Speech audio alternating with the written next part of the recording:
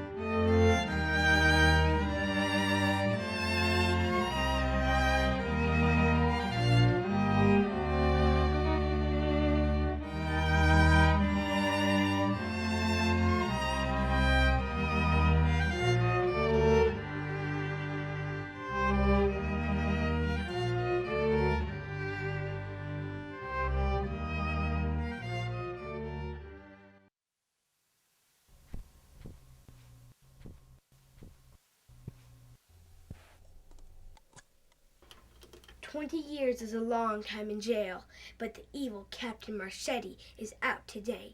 He betrayed his partner, the awesome, cool Captain Devonshire, a long time ago. Get the treasure of the great Nevis Island! But an evil pirate like you deserves the most evilest ship ever in the entire world, and a treasure map."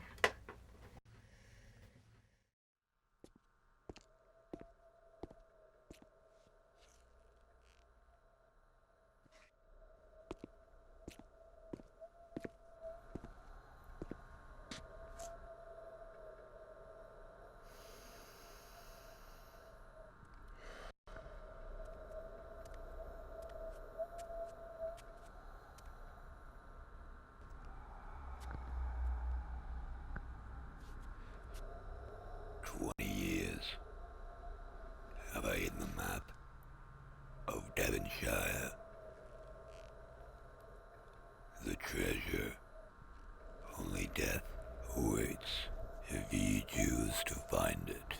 Give heed to my words and mark them true. Behold, the past will avenge. Beware of the heir of Devonshire.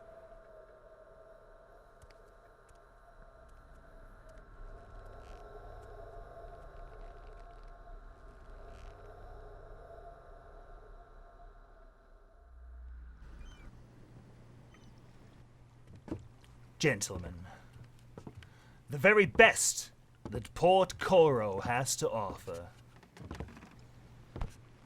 You think you're worthy to sail with me. Now it's true.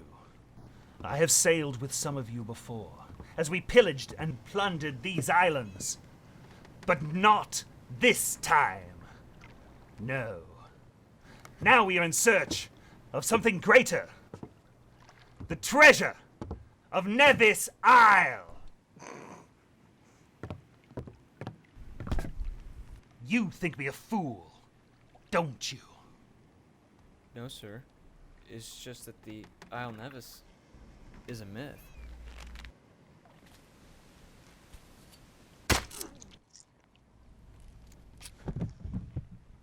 Nevis Isle does exist. And there lies more gold than any of you have ever laid your eyes upon. I have been there, and I'm going back. Now who is going with me? Jameson, isn't it? Right. Take him. Put him in the crow's nest. Yes?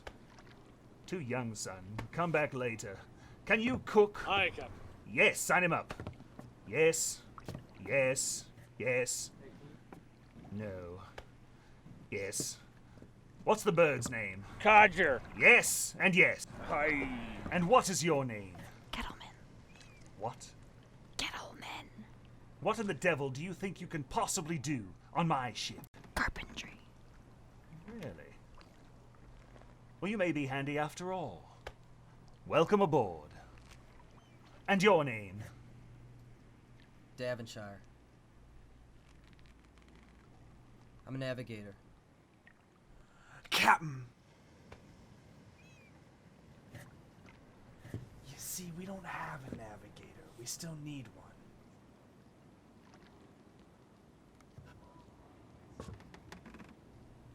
Yes.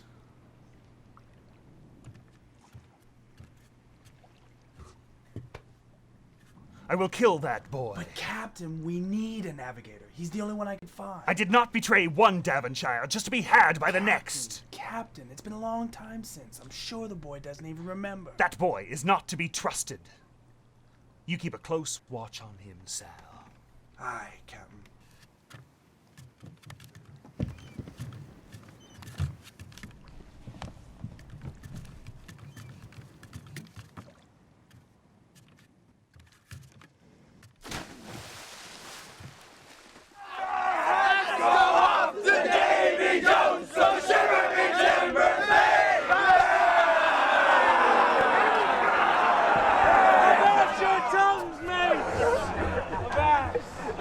Tonight, we are scurvy sea rats. I, the most fearsome lot to ever scourge thee. Seven! I know it's seven. Seven seas. But soon, mates, we're gonna be rich, scurvy sea rats! Rich indeed. All of us. I'm gonna buy me an audience with the King of Spain himself. And I'm gonna steal the crown right off his head. Sam, more rum. Hey, more rum! 20 years ago, all of the pirates in these waters sailed under the colors of the Crimson Eclipse. They were led by two of the finest gentlemen ever to grace the high seas, the noble and the fearsome Captain John Davonshire, and the even more noble and more fearsome me.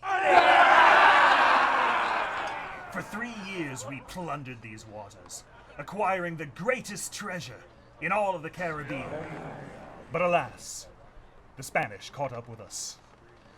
Davonshire hid the treasure on an unmarked island, while I bravely faced the Armada head-on and was captured. Davonshire and his entire crew were murdered by the vengeful Spaniards. God rest his soul. A toast to Captain John Davonshire. Drink up, lads, for tomorrow we find Davonshire's island and retrieve our treasure! Shiver me timbers, matey. Petey! Would you like to hear a little secret, Petey? Now, shh.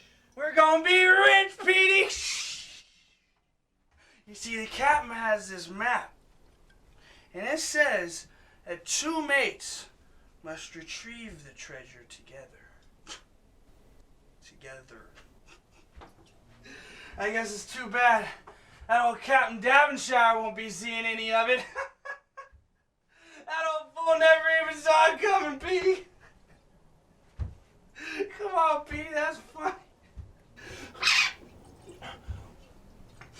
And you see, Petey, the captain was a trusting old fool who trusted untrustworthy people. And then, on the night of our grand recovery, a toast will be given. A toast that will lead the crew into a wakeless slumber. Did you hear that? It's in Spanish. I bet they're after the captain's map. I have to rally the crew. You'll never take me alive, Spaniard!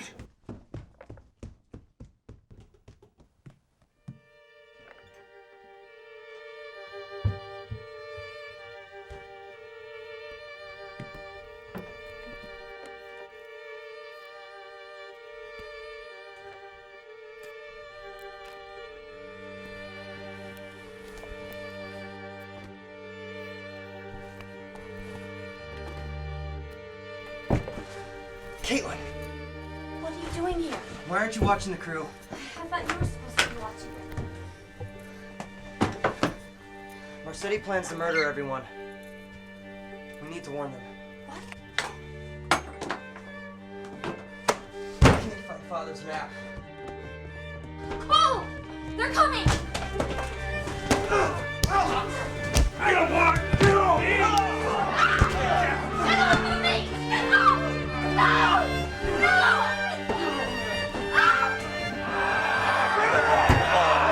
Let's take him to the captain, boy!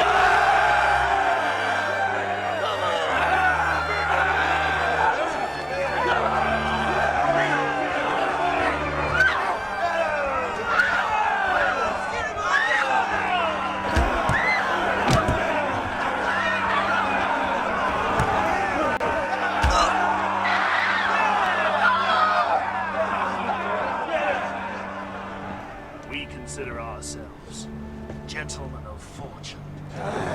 That we are. This life at sea demands that we live by laws, rules established for ourselves. To break these rules carries serious consequences on my ship.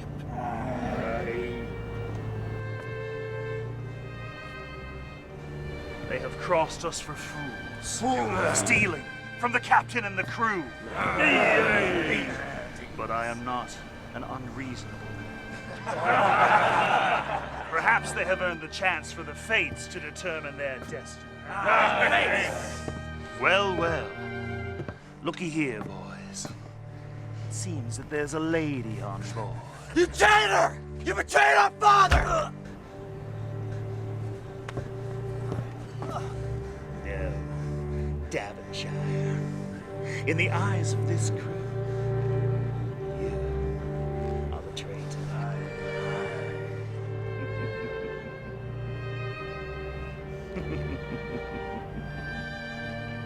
This coin shall decide their destiny. Heads, death by the sword.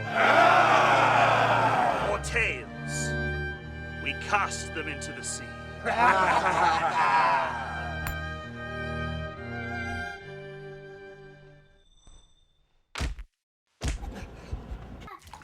we're drowning. Ah, help, we're dogs. No girls allowed on our ship. They're going to Davy Jones' locker! Hey, buddy, what are you doing? Playing pirates. Pirates. Don't put it back! Put it back, but only if you can answer my riddle. What weighs more, a pound of lead or a pound of feathers? That's easy, lead. No. Mom's gonna be home soon. She's bringing dinner, okay? Our dinner. Yay, yay, yay.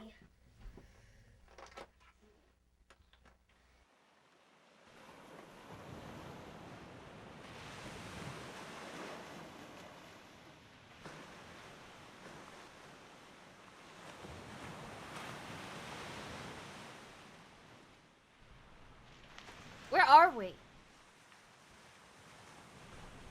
I don't know.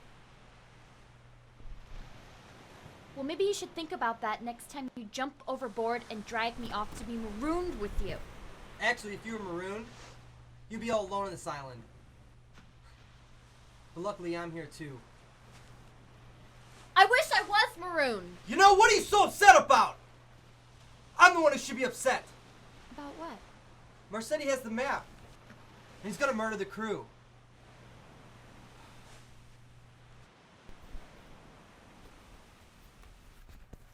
Not without this, he isn't.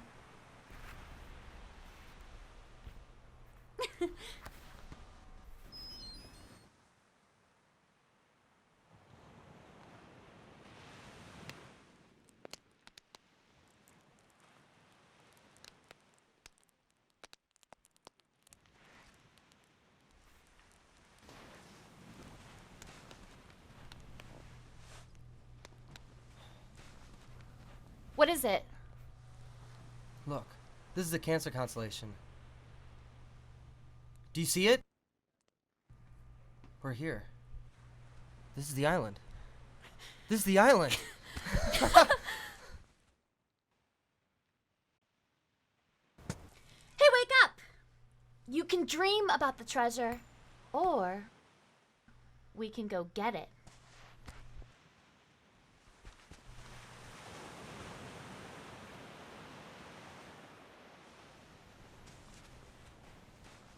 I was looking at the map this morning, and I realized that the cave up ahead is La Boca del Diablo, and the map says the mouth of the devil opens to consume the golden sunrise. This is the only cave on the east side of the island.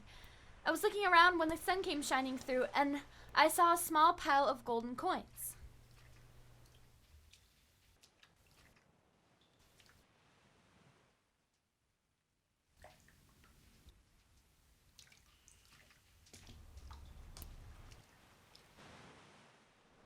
Maybe it's a clue.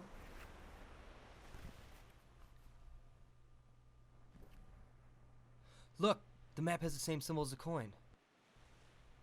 It's west of here. A place called Charlie's Tree. That has to be where we go next.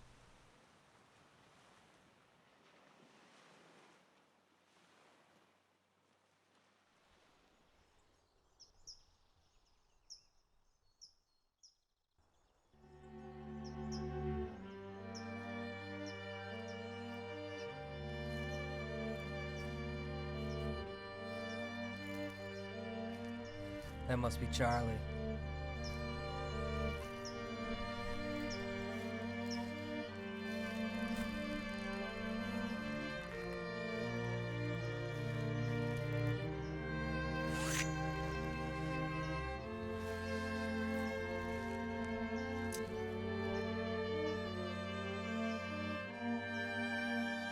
Thorn, silver, jewels, and gold adorn the brow of a king, and round his head lie riches untold. Beware, death lies beneath. Thorns, silver, jewels, and gold. It's a crown. And the rest? I don't know. That's it! Corona de la Isla. The crown of the island. They are the cliffs on the western shore.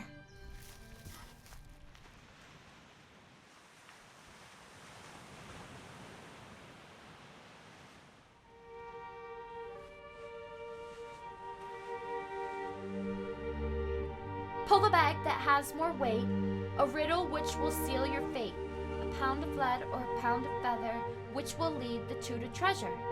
If the one be wrong with one hand, then ye end up beneath the sand. But if then right in ye accord, then two shall share in this reward.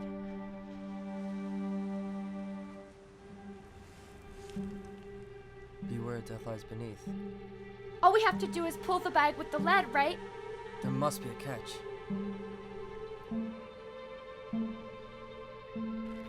No! Pull the bag that has more weight. I was going to. No, a pound's equal to a pound. We each have to pull the bags at the same time.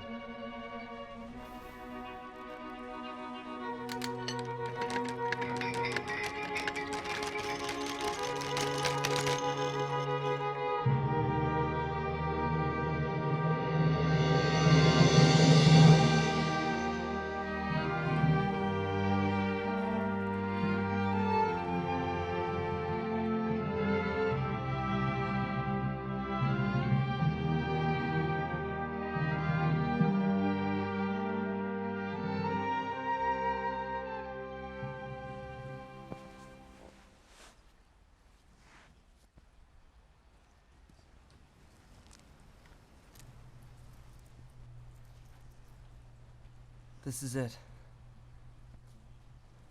Our father stood right here. You! Aye, lad. None other than your captain. Now, you didn't think I'd let you escape with my map now, did you? No. I knew you would make it to the shore and go after the treasure. All I had to do was follow you through your father's tricks. I must say, you have served your captain well. But now, your service is finished. Step aside, lad. That is my treasure. No, it's not. You killed our father! So, another Davonshire. How fortunate that I should end this family line. Your sister, or the treasure lad? Don't do it, Cole! It's yours. I knew that you would see it my way.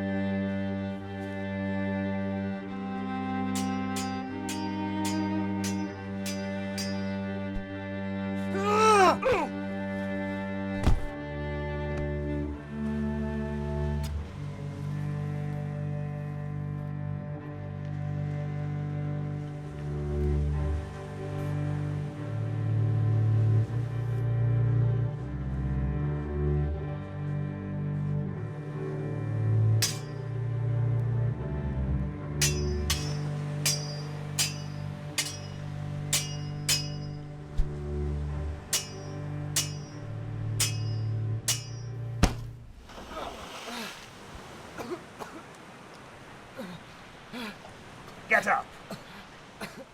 Stand up!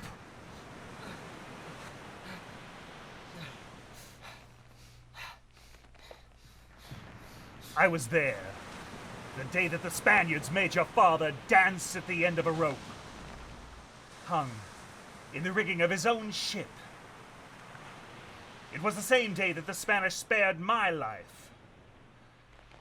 And all I had to do was to give them your father.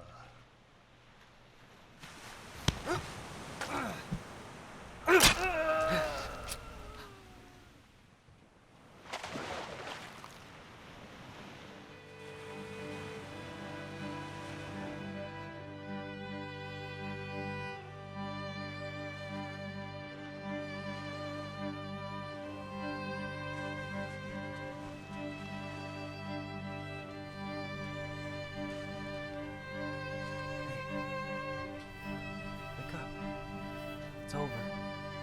Come on. We did it. Come on.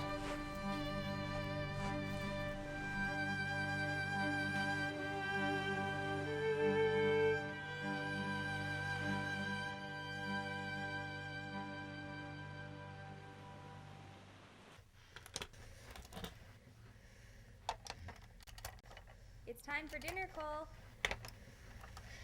Welcome aboard, Captain Cole. I am your captain. On to our next adventure. Dinner!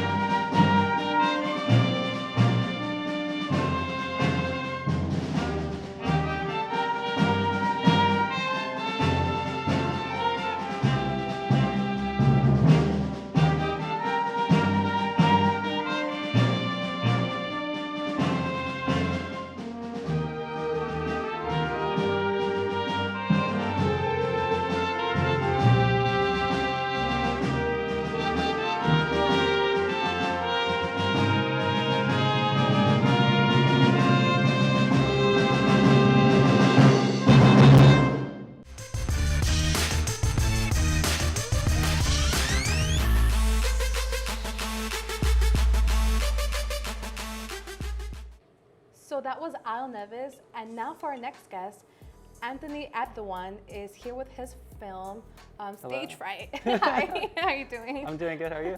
Good, thank you. Can you tell us a little bit about the film for those of us who haven't seen the film? Yeah, so Stage Fright is about this girl who's auditioning for she's just gonna sing to an audience. And right now, one of the main things that we focused on was the internal emotional stress that she goes through before singing, because usually a lot of movies would dive into the actual singing aspect of it. Yes.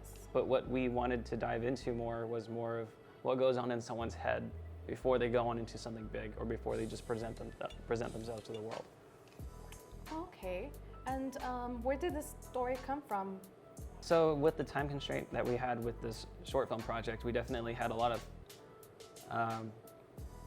flexibilities around what was going on with this project, and with the amount of work that we had to go through. I think one of the main inspirations was just that I wanted to tell a story about what everyone goes through. Everyone goes through a lot of nervousness. Everyone goes through a lot of stage fright before going into an interview or before asking out the person that you liked for a while. You know, so it doesn't just apply to singing. Did you write the story from own experience? You wanted to help. Did it come from a personal experience? So this didn't come exactly from a personal experience. It's just we all do understand what it's like to stand in front of a pretty big crowd or in front of someone that seems very important to you. You know, and that's just something I wanted to portray in this singing short film. Can you tell us a bit about making the film, some things you made, some challenges, some fun parts about filming it that you always remember to this day? Yeah, so one of the things that I definitely enjoyed 100% is filming it in this specific location. We filmed in Krill Hall Performance, and we had Natalie Martin as the DP.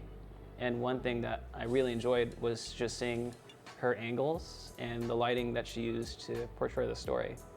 So although I did write it, what she really emphasized in these shots was just the facial expressions that the actress would go through. And I believed her cinematography really shined in this short film. Nice. All right, so we're gonna get off to watch the film, and here we go. Perfect.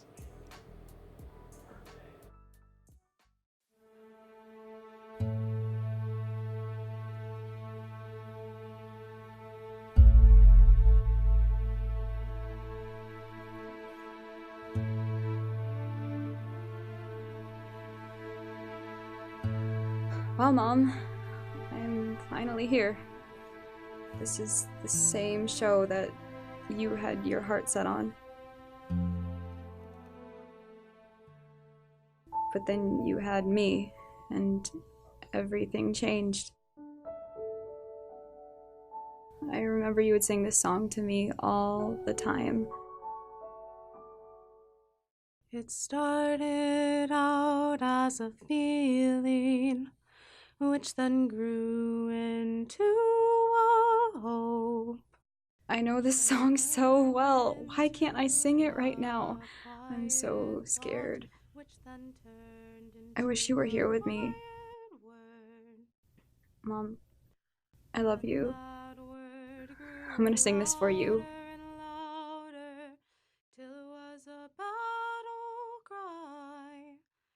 It started out as a feeling, which then grew into a hope, which then turned into a quiet thought, which then turned into a quiet word.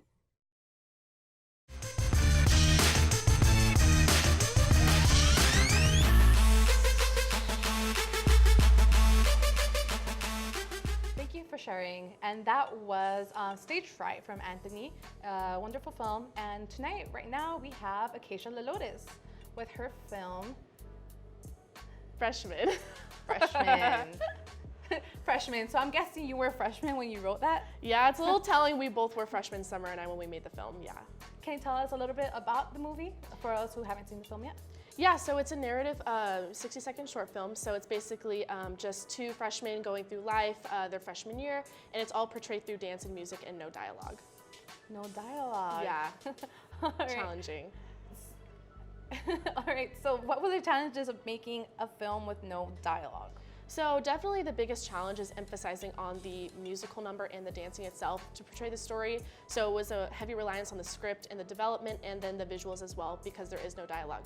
We did have to rely on the visuals. How about the casting for the acting? Did you have any trouble with that? No, actually Summer is in choir and theater, so she knew a lot of good connections. The guy Jordan Klein is in choir, and then the girl that played the girl freshman, she's actually doing shows across the country right now, so it's really cool to see her do a lot of great things beyond the freshman film. Oh, cool. Can you tell us something that stood out to you while making the film? I think just like picking the musical number and how that influences the entire film and making sure that it's in cadence with the dance number. So just finding music, going through a bunch of music libraries and trying to choose something that fits the theme as well as the film and the score. Yeah. All right, well, let's get to the movie. Let's see. Thank you. Yeah, thanks.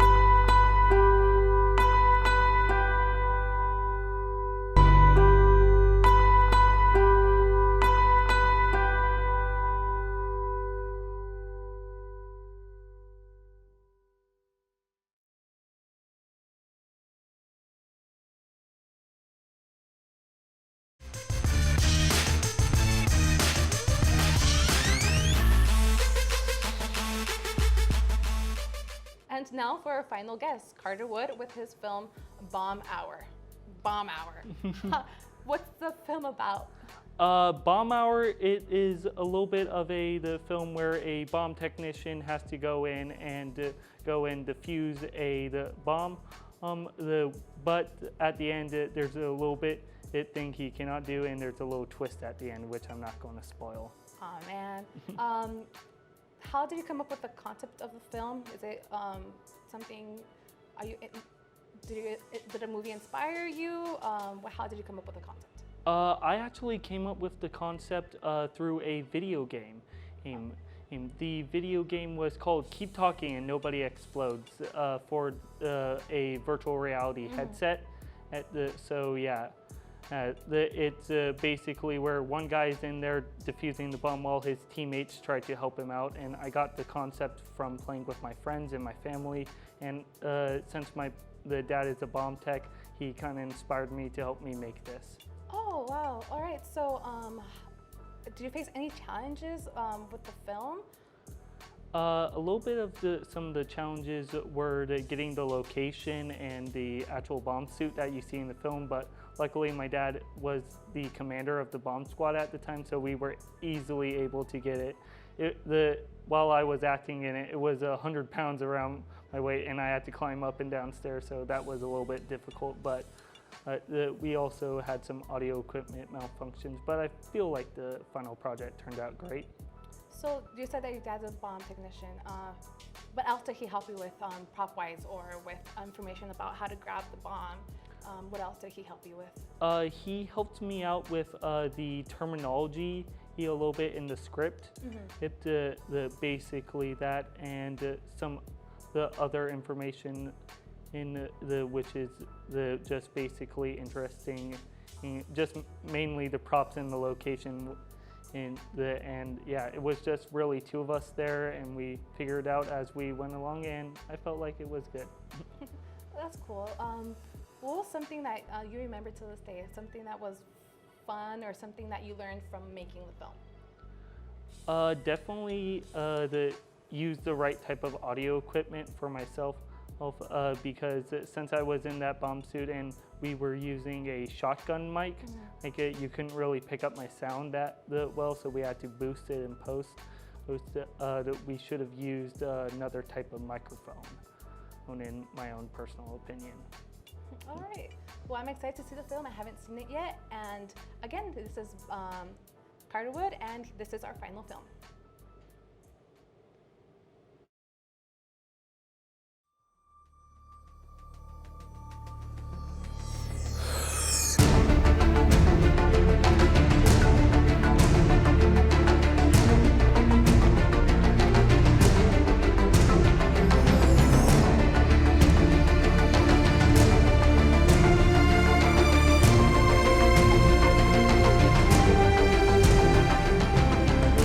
What are we looking at, Andy? There's a long metal tube with an end cap, a countdown timer, and 2 wires. Give us a second. What in Mississippi? Shut up, Felix. Christian, we're running out of time. Okay, I got it. How many wires are there and what are their colors? There's red, black, white, and blue wires. Cut all 3 and let freedom fly. Guys, in case you forgot, I have a bomb on my hand. I already found it. It's the green one. If you don't cut that one, you'll die.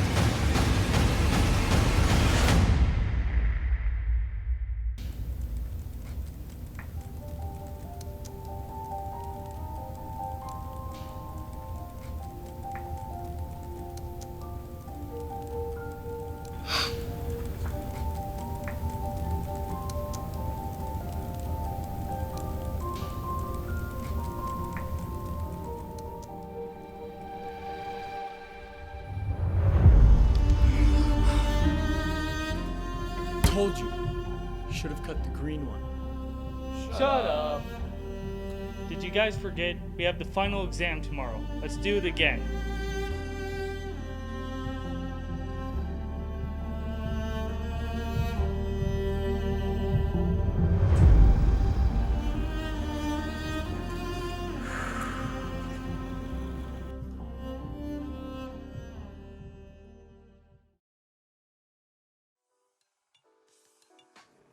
This brings us to the end of our show. Thank you to all of our guests for sharing your films with us today, and all of you for watching. If you want to create and submit your own films to this class, COM 4025, get that opportunity. See you next time where we meet more young, promising filmmakers. Bye. Until next time.